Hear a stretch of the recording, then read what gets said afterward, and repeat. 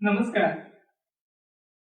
जगतगुरु भगवान श्री कृष्ण जी के चरणों में कृतज्ञता पूर्वक वंदन करता हूँ।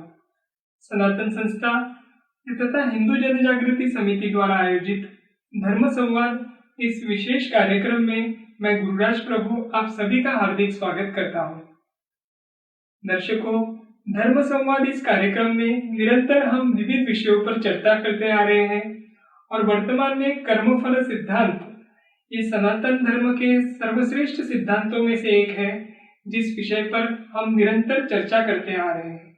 इस कार्यक्रम में इस चर्चा को देखते हुए आप लोगों के अनेक प्रश्न भी हम तक कमेंट बॉक्स के माध्यम से मिलते आ रहे हैं और आज की इस चर्चा के दौरान भी आपके मन में यदि कोई प्रश्न निर्माण होते हैं तो वह कमेंट बॉक्स में लिखकर आप हम तक अवश्य पहुंचाएं।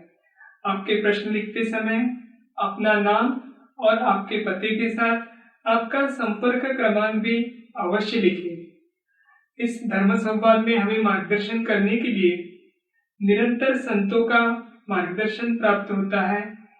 यह हमारा सभी का सौभाग्य है। आज के इस धर्म संवाद में हमें मार्गदर्शन करने के लिए पूजनीय नीलेश सिंह भाजी उपस्थित हैं। हम आपका स्वागत करते हैं। पूजनीय नीलेश सिंह भाजी, आप समुद्री जहाज निर्मित क्षेत्र के अभियंता हैं। आपने सनातन संस्था के मार्गदर्शन में साधना कर संत पद प्राप्त किया है, अर्थात आप आध्यात्मिक क्षेत्र के भी अधिकारी संत हैं।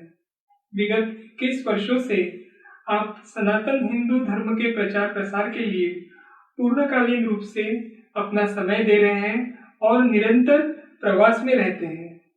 आपके पास का आध्यात्मिक क्षेत्र तथा सामाजिक क्षेत्र का अनुभव का लाभ हम सभी को निश्चित तौर पर होगा।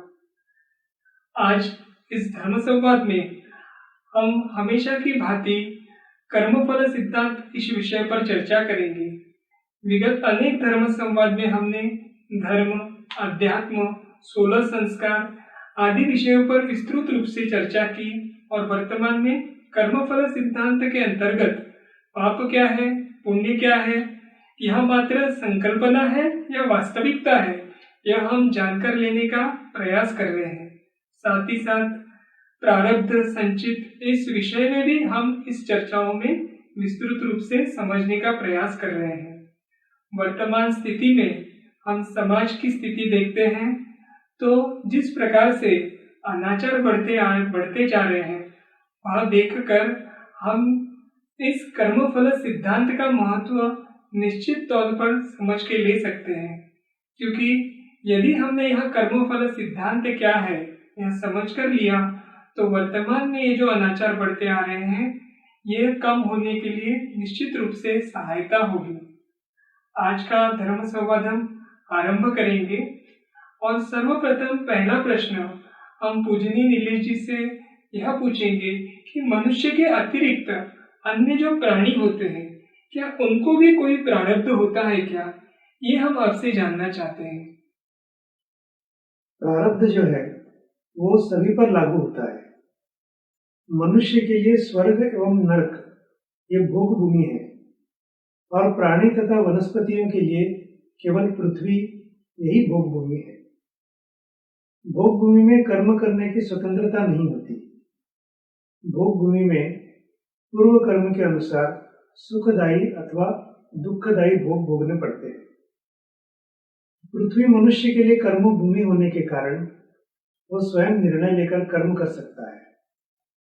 इस सृष्टि में मानव के अतिरिक्त अन्य योनि के जीव भी होते हैं, जैसे वृक्ष हैं, पशु एवं पक्षी इत्यादि। ये सब भोगी योनि के जीव होते हैं। ईश्वर ने मनुष्य को मन एवं सारासार विचार करते हुए उचित निर्णय ले सके, इसीलिए बुद्धि यानी विवेक दिया हुआ है। गत अनेक जन्मों के संचित में से इस जन्म में भोगने के लिए जो प्रारब्ध प्राप्त हुआ है उसे भोगते समय क्रियमाण कर्म करने का अवसर भी मनुष्य को प्राप्त हुआ है। भोग योनि के जीवों का केवल संचित एवं प्रारब्ध होता है और वे केवल उनके प्रारब्ध के भोग ही भोगते हैं, उन्हें क्रियमाण कर्म नहीं होता है। 84 लाख योनियों के उपरांत कर्म योनि में अर्थात मनुष्य योनि में जन्म प्राप्त होता है।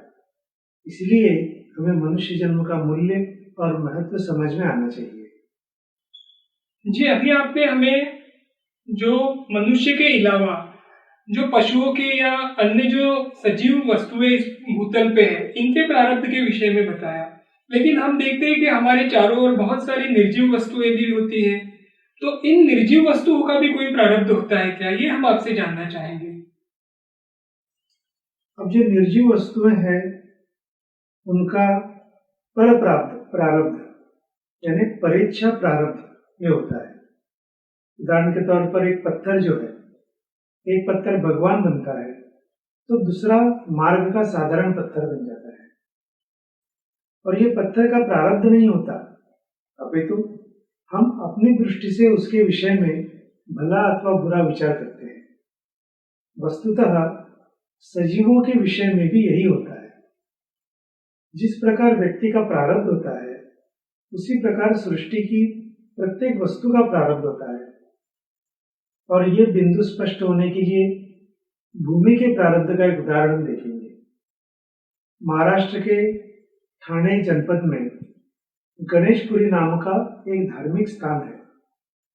वहां महान संत श्री नित्यानंद स्वामी जी का समाधि मंदिर है। लगभग 60-70 वर्ष पहले वहां एक अरण्य था, जंगल था। श्री नित्यानंद स्वामी जी की अगुवाई में इस प्रदेश का विकास हुआ। आगे स्वामी जी की कीर्ति के कारण उनके अनेक भक्तगण हुए एवं उस गांव के निवासी बन गए। इस प्रकार पूर्व के निर्जन वन प्रदेश का एक पवित्र धार्मिक स्थान में रूपांतरण हुआ। दर्शकों, अभी हमने सजीव यानी मनुष्य के साथ साथ अन्य सजीव वस्तुएं और निर्जीव वस्तुएं जो होते हैं, इनके प्रारब्ध के विषय में जानकर लिया।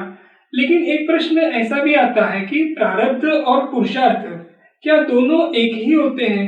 ये हम आपसे जानना चाहेंगे। प्रारब्ध एवं पुरुषार्थ वैसे तो एक ही है।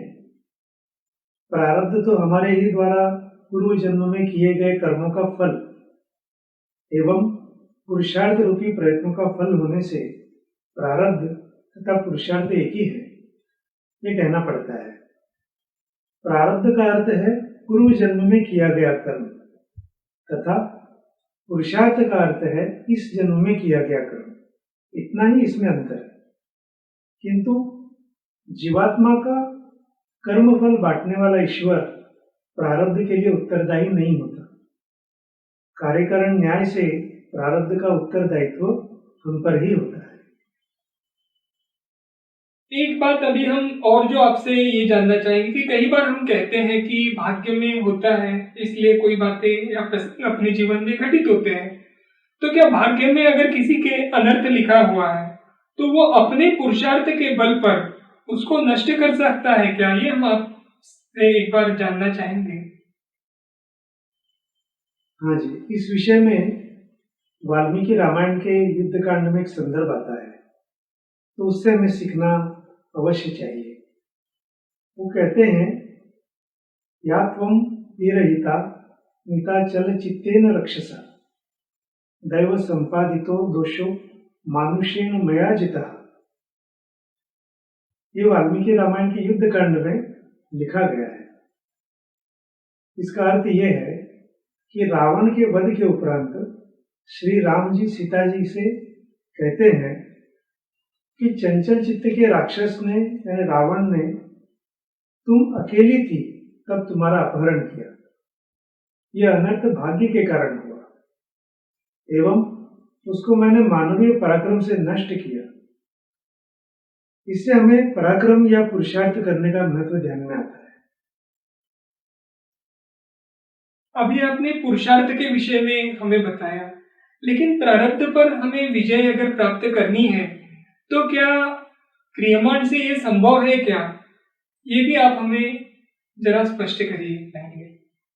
ये बहुत अच्छा प्रश्न है, क्योंकि कुछ लोग कहते हैं प्रारब्ध कर्म हमें कठपुतली की भांति नचाता है, तो कुछ लोग कहते हैं महत्व क्रियमाण कर्म का है। ऐसे में सच किसे माने ये प्रश्न उत्पन्न होता है। इस संबंध में ये कह सकते हैं कि कलयुग के वर्तमान काल में अधिकांश लोगों के ऐहिक जीवन में प्रारब्ध कर्म का महत्व 65% है एवं क्रियमाण कर्म का महत्व जो है वो 35% है। कुछ लोगों के लिए प्रारब्ध कर्म 80 से 90% भी हो सकता है। पहले जन्म के समय प्रारब्ध कर्म 0% होता है और क्रियमाण कर्म 100%। अब कलयुग के अंत में होने वाले अंतिम जन्म में प्रारब्ध कर्म जो है वो 100% होगा और क्रियमाण कर्म 0% होगा। लेकिन इसका एक महत्व है। महत्वपूर्ण बात यह है कि 1% क्रियमाण यदि अच्छे तरीके से उपयोग किया जाए तो साधना के द्वारा 99% प्रारब्ध पर विजय पाना संभव है। तो यहाँ फिर से एक बार जीवन में साधना का महत्व हमारे ध्यान में आता है। प्रारब्ध श्रेष्ठ अथवा क्रियमाण ये साधना पर निर्भर होता है। भाग्य में यदि दुख होगा तो दोष किसको दें? इस विश्व में मनुष्य के अधीन कुछ नहीं है, वो पराधीन है, ऐसे प्रभु श्री रामचंद्र जी कहते हैं। और इसका वर्णन प्रसिद्ध कविवर गदी माडगुळकर जी लिखित मराठी महाकाव्य जो ग्रंथ है गीत रामायण में आया हुआ है। हिंदी में भी एक कहावत है, जहां न जाए रवि वहां जाए कवि। अर्थात जिसे जो सूर्य नहीं देख पाते हैं उसे कवि देख पाते हैं, कवि देख सकता है। इससे किसी को लग सकता है कि रवि से श्रेष्ठ कवि है क्या, किंतु उसका भावार्थ ये नहीं है। भावार्थ ये है कि रवि अंधेरा नहीं देख सकता क्योंकि अंधेरा उसके पास रह ही नहीं सकता है। इसके विपरीत कवि जो है वो अंधेरा देख सकता है एवं अपनी प्रतिभा के प्रकाश से उसको दूर भी कर सकता है। बुद्धि प्रगल्भ होकर प्रतिभा बनती है तथा प्रतिभा प्रगल्भ होकर प्रज्ञा बन जाती है।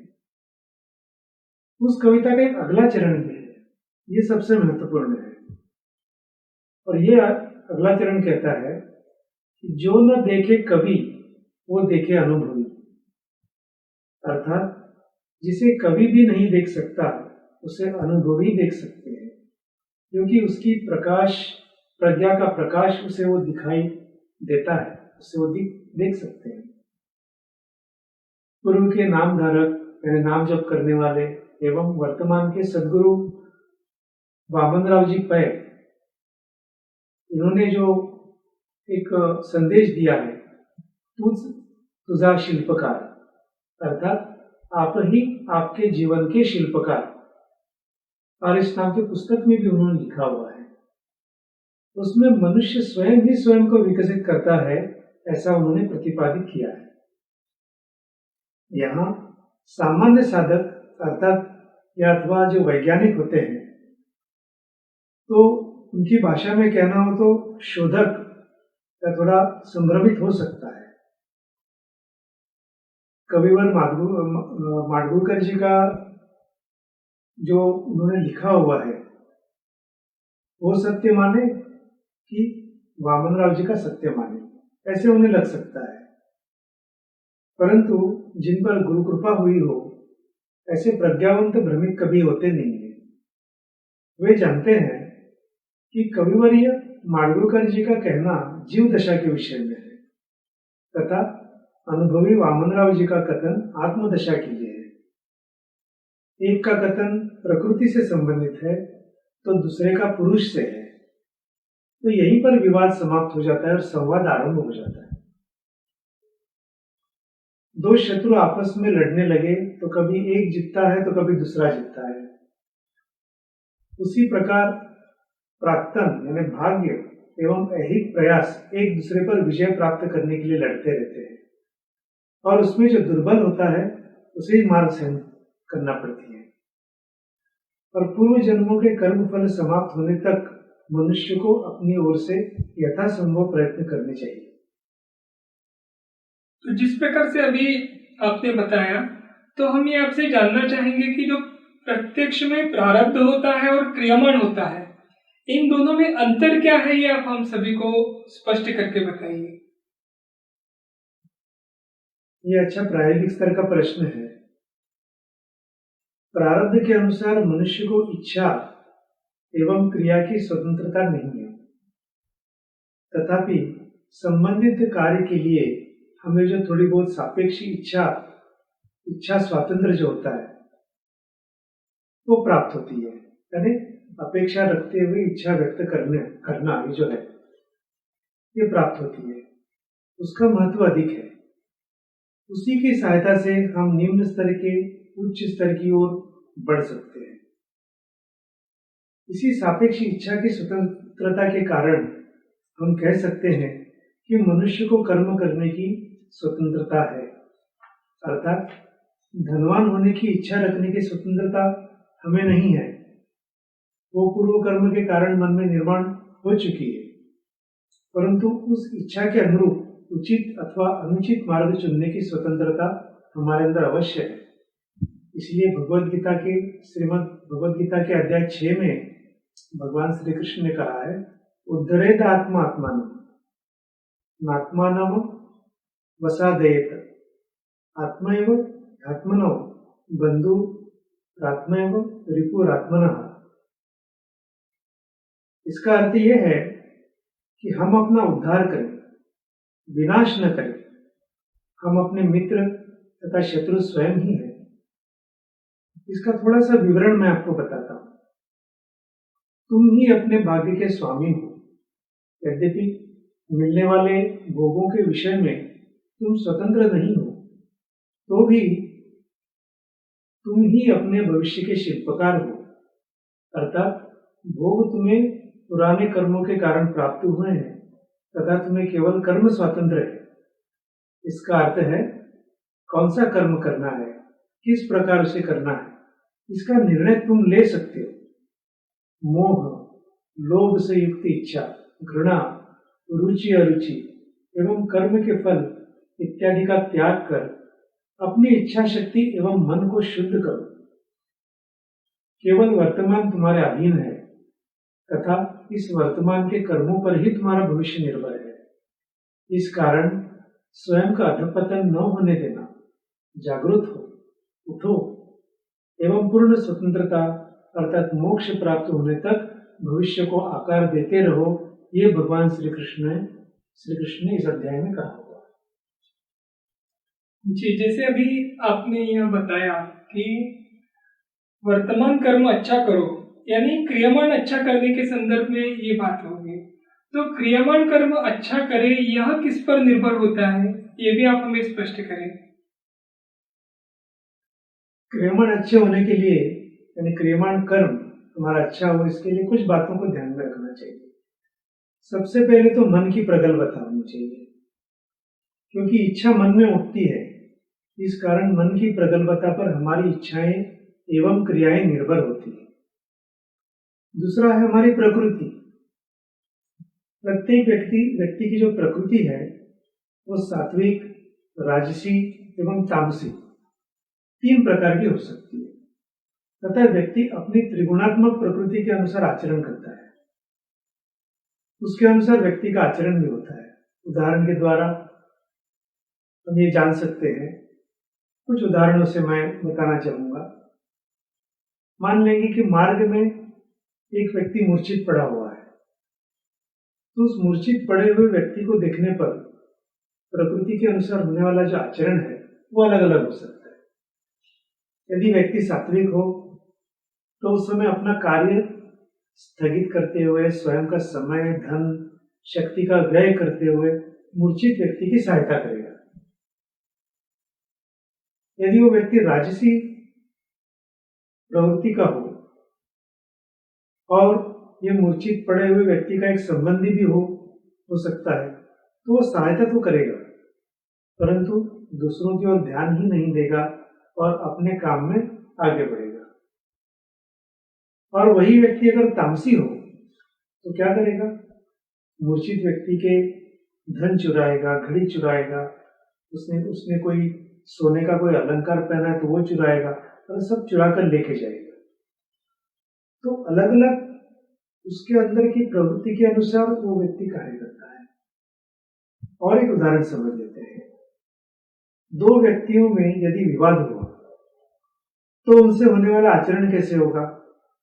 यदि दो सात्विक व्यक्तियों के बीच विवाद हुआ तो दोनों सामंजस्य से उससे मिटाएंगे।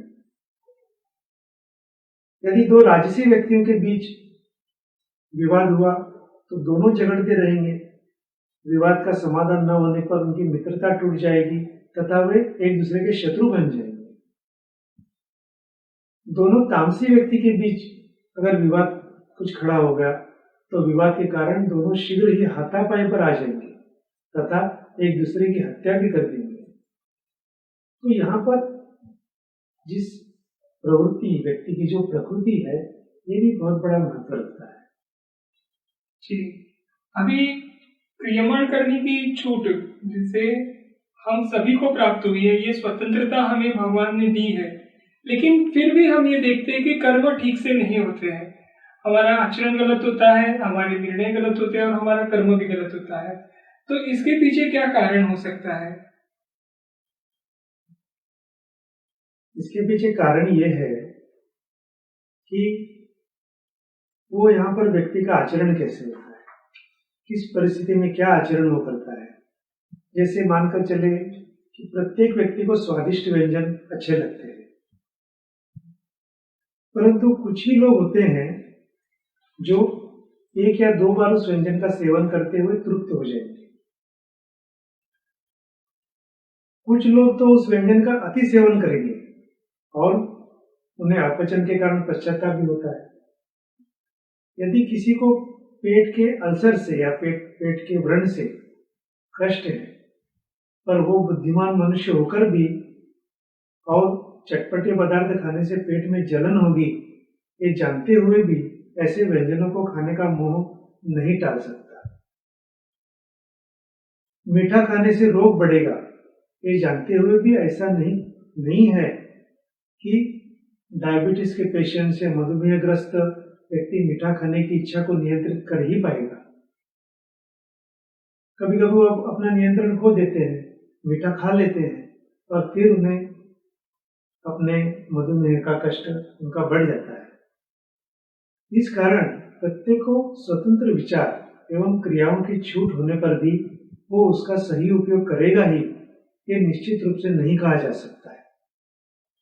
वासनाओं पर नियंत्रण रखना ये बुद्धि के विकास पर निर्भर है और इच्छा स्वातंत्र एवं क्रिया स्वातंत्र होने पर भी उचित इच्छा होना एवं उचित क्रिया करना बुद्धि की प्रगल्भता एवं सात्विकता पर निर्भर होता है। अब ऋषि विश्वामित्र जैसे कठोर तपस्वी भी काम वासना पर नियंत्रण नहीं रख सके। मेरे तप का फल नष्ट होकर मेरा आध्यात्मिक अधपतन होगा, ये जानते हुए भी विश्वामित्र स्वर्ग सुंदरी मेनका के मोह में फंस गए। यहाँ हमें ध्यान में रखना ये चाहिए कि व्यक्ति प्रकृति के अधीन होकर नाना प्रकार के कर्म करता है, ये सत्य है, किंतु प्रकृति कितनी भी बलशाली हो, आत्म सामर्थ्य के आगे वो टिक नहीं सकती।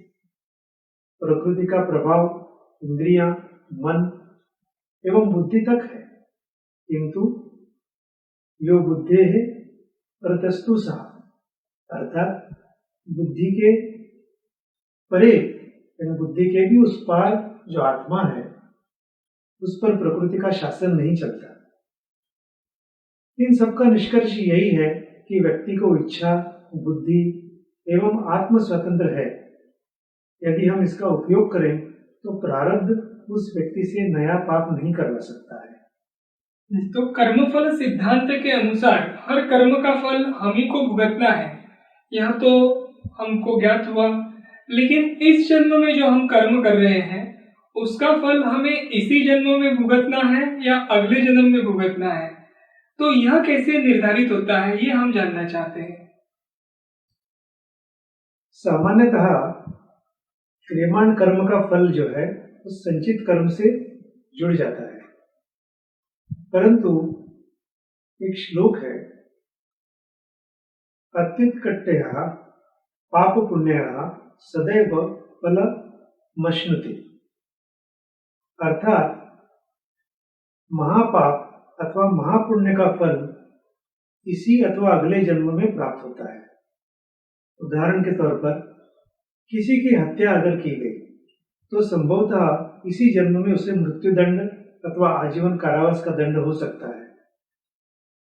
क्रियमाण कर्म के कुछ परिणाम तात्कालिक होते ही हैं एवं उनका पुण्य फल अथवा प्रायश्चित त्वरित प्राप्त होता है। उदाहरण के तौर पर मार्ग पर ध्यानपूर्वक न चलने से किसी का पैर अंगारे पर पड़ जाए तो पैर जलने से उसे तत्काल वेदना भोगनी पड़ेगी, अर्थात वो क्रियमाण भोगने से समाप्त होगा। उसी व्यक्ति ने किसी का अलंकार चुराया हो तो उस क्रियमाण के दो विकल्प संभव है। चोरी का आरोप सिद्ध हुआ तो व्यक्ति को तुरंत प्रायश्चित प्राप्त होगा और वो क्रियमाण भोगने पर समाप्त हो जाएगा। परंतु चोरी सिद्ध नहीं हुई तो वह चोरी का कर्म है, वो चोरी करने वाले के संचित में जुड़कर भविष्य में प्रारब्ध के अनुसार उसे उसका फल भोगना ही पड़ेगा। अभी जैसे सामान्य व्यक्ति होता है और एक आध्यात्मिक दृष्टि से उन्नत व्यक्ति होता है, तो उनके दुखों के कारण किस चीज पर निर्भर होते हैं, ये भी हम आपसे जानकर लेना चाहेंगे। पहले सामान्य व्यक्ति के बारे में देखते हैं। सामान्य व्यक्ति को प्राप्त कुछ दुख उसके इसी जन्म के किए कर्म के होते हैं। क्रियमाण कर्म के तत्काल फल भी होते हैं। उसके बाद अगर उस व्यक्ति ने कुछ अच्छा कार्य किया तो समझदार व्यक्ति बन गए, तो समझदार व्यक्ति के बारे में थोड़ा अलग है। जैसे जैसे व्यक्ति समझदार बनता है वैसे वैसे उससे होने वाली त्रुटियों की मात्रा कम हो जाती है एवं उचित क्रियाएं अधिक होने लगती है। इस कारण ऐसे व्यक्ति के अधिकांश दुख उसके प्रारब्ध के कारण होते हैं, अर्थात वे पूर्व जन्मों के कर्मों के फल होते हैं। अब हम उन्नत पुरुषों के बारे में देखते हैं। उनके बारे में तो और भी अलग है। आध्यात्मिक दृष्टिकोण से उन्नत पुरुष अनुचित क्रियाएं कदापि नहीं करते। इस कारण उन्हें होने वाले दुख पूर्णतः प्रारब्ध के अनुसार ही होते हैं। तो इस प्रकार से फल मिलते हैं। हमारे क्रियमाणों से जो भी परिणाम निर्माण होता है तो वो सुख या दुख के स्वरूप में हमें भुगतना है। तो अगर हमारा क्रियमाण गलत हुआ तो उसमें हमें निश्चित तौर पर उसका कुछ न कुछ दुखद परिणाम भुगतना ही है। तो ये जो परिणाम है वो तुरंत नष्ट कर सकते हैं क्या? ऐसी कोई व्यवस्था शास्त्रों में बताई है, ये हम जानना चाहते हैं। प्रत्येक कर्म के निश्चित परिणाम होते हैं एवं विशिष्ट प्रतिक्रियात्मक कर्म से उन्हें नष्ट किया जा सकता है।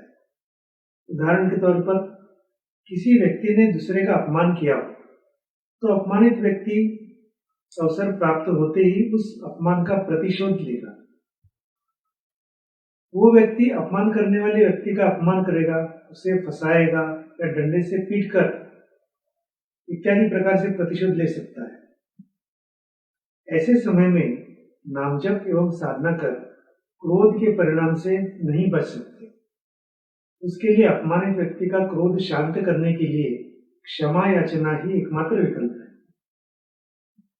क्रियमाण कर्मों से अपने कर्म, उसके कारण एवं परिणाम हम जानते हैं। इस कारण उचित प्रतिक्रियात्मक कर्म करने से क्रियमाण कर्म के परिणाम अल्प मात्रा में भोगने पड़ते हैं अथवा भोगने नहीं पड़ते। इस कारण योग्य समय पर क्षमा याचना करना, इसका बहुत महत्व है। जी, आपने जो बताया उससे तो स्पष्ट हुआ कि गलत क्रियमाण करने पर अगर हम विचार पूर्वक उसको नष्ट करने की दृष्टि से क्या कृति कर सकते हैं, इसका चिंतन करें तो निश्चित तौर पे इस पे परिणाम हो सकता है। अभी यही जो क्रियमाण है उससे बचने की दृष्टि से या उनके परिणामों के जो हम पर होते हैं जीवन में, वो बचने की दृष्टि से क्या भक्ति का लाभ हो सकता है क्या? क्रियमाण कर्मों पर के परिणामों पर होता है, ये भी आप हमें थोड़ा स्पष्ट करें। ये अच्छा प्रश्न है। आप सभी ने गजेंद्र मोक्ष की कहानी सुनी होगी, वो घटना सुनी होगी। एक बार एक गज में हाथी पानी पीने के लिए नदी पर गया। उस समय वहां भक्ष्य की खोज में एक घड़ियाल था, मगरमच्छ था। उसने गजेंद्र का पैर पकड़ लिया। गजेंद्र ने बहुत प्रयास किए, उसने अपनी पूरी शक्ति लगाई, किंतु सब कुछ व्यर्थ चला गया। अंत में अपना बल पर्याप्त नहीं है ये देखकर जिसने बल प्रदान किया है उन श्री विष्णु को उन्होंने पुकारा, और भगवान श्री विष्णु उनकी पुकार सुनते हुए दौड़े चले आए एवं उन्होंने गजेंद्र को संकट से छुड़ाया। इस प्रसंग को गजेंद्र मोक्ष के नाम से जाना जाता है। और एक प्रसंग में बताता हूँ। धर्मराज जो युधिष्ठिर थे, उन्होंने कौरवों से युद्ध में यानी जुए में हस्तिनापुर का पूरा राज्य गंवा दिया। अंत में उन्होंने पांडव पत्नी द्रौपदी को भी दांव पर लगा दिया। पांडवों के हार जाने पर पूरी सभा में द्रौपदी का वस्त्रहरण करने के लिए दुशासन आगे आ गया। द्रौपदी ने अपने शील की रक्षा के लिए अपने पति युधिष्ठिर, भीम, अर्जुन, नकुल, सहदेव सबसे विनती की, किंतु उसे निराश होना पड़ा। तब उसने भीष्माचार्य और द्रोणाचार्य जी से भी विनती की, किंतु वो भी व्यर्थ हुआ। अंत में उसने भगवान श्री कृष्ण को आर्त भाव से पुकारा, और भगवान श्री कृष्ण ने तत्काल उसके शील की, लज्जा की रक्षा की। तो यहाँ भक्ति का महत्व हमारे ध्यान में आता है। जैसे क्रियमाण के परिणामों को नष्ट करने के लिए भक्ति सहायक होती है, तब पूजनीय नीलेश जी से हम ये जानना चाहेंगे कि क्या गुरु कृपा यह भी क्रियमाण कर्मों को नष्ट करने की दृष्टि से महत्वपूर्ण है क्या, या गुरु कृपा का अपने प्रारब्ध और क्रियमाण की दृष्टि से क्या महत्व है, ये भी आप हमें स्पष्ट करें। एक बहुत अच्छा प्रश्न है। जैसे हम भूमि जोतते हैं, तो भूमि जोतना, उर्वरक देना, बीज बोना, उसको पानी देना, ये हमारे हाथ में है। बोए गए बीजों को अंकुरित होना, वो बढ़ना,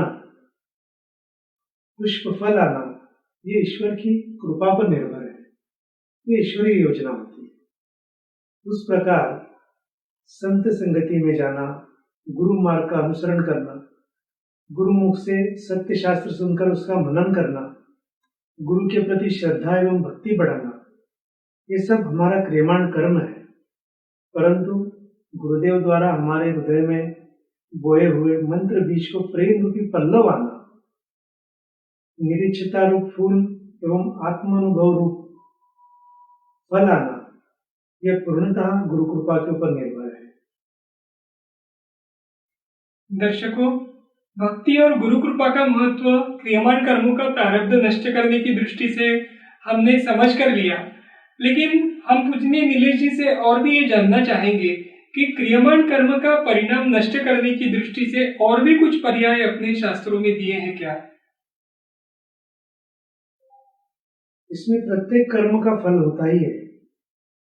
फल की अपेक्षा से रहित यानी निरपेक्ष एवं कर्तापन के भाव से रहित यानी कर्तापन से भी निरपेक्ष कर्म किए जाएं तो ही कर्म का फल प्राप्त नहीं होता एवं कर्म बंधन लागू नहीं होते।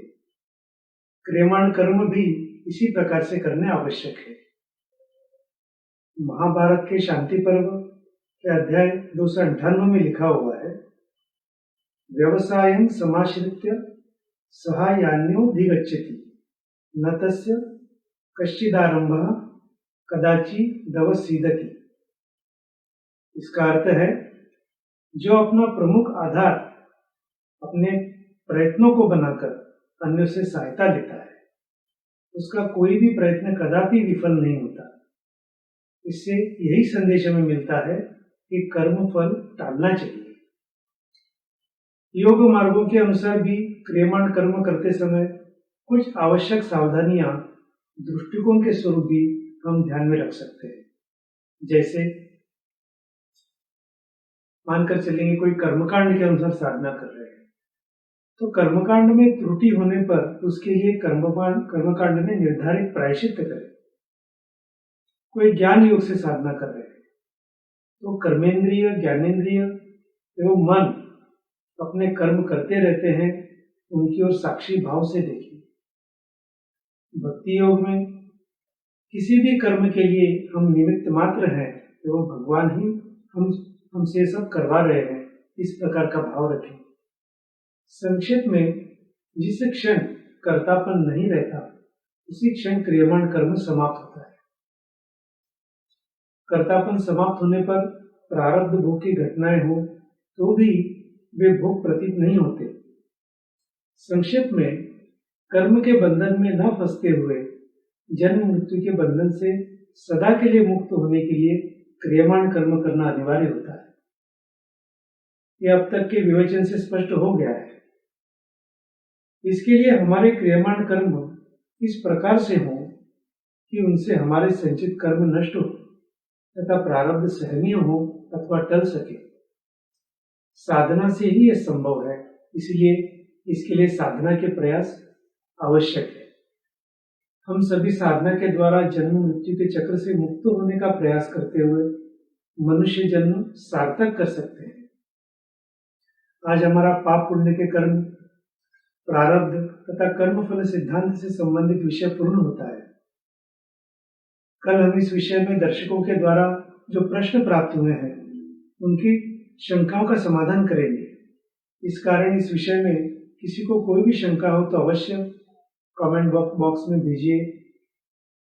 और यह ऑनलाइन सत्संग नियमित रूप से प्राप्त करने के लिए हमारे YouTube चैनल को सब्सक्राइब करें। इसके लिए www.youtube.com/hindujagriti यहाँ जाकर वहां पर वीडियो के नीचे सब्सक्राइब पर तथा घंटी के नीचे क्लिक करें तो आप उसके सब्सक्राइबर बन जाएंगे और नित्य रूप से आपको इस YouTube पर जो हमारे कार्यक्रम चलते हैं, ऑनलाइन कार्यक्रम होते हैं, वो देखने को मिलेंगे। जी, पूजनीय नीलेश जी ने आज के इस कर्मफल सिद्धांत के ये जो चर्चा सत्र का अंतिम दौर था, इसमें आज हमें कर्मफल का कारण जो हमारे जीवन में संचित हो या प्रारब्ध हो, जो भी निर्माण होता है, तो उससे बचने के लिए आपने हमें उपाय योजना भी बताई, या तो भक्ति के माध्यम से या तो गुरु कृपा के माध्यम से हम इससे बच सकते हैं। और अंतिम प्रश्न का उत्तर देते हुए आपने जो बहुत ही महत्वपूर्ण बात बताई कि कर्तापन का त्याग करना या कर्तापन से बचना, इस माध्यम से हम इस कुचक्र से, जन्म मृत्यु का जो ये चक्र है, इससे बचने से निश्चित तौर पर प्रयास कर सकते हैं।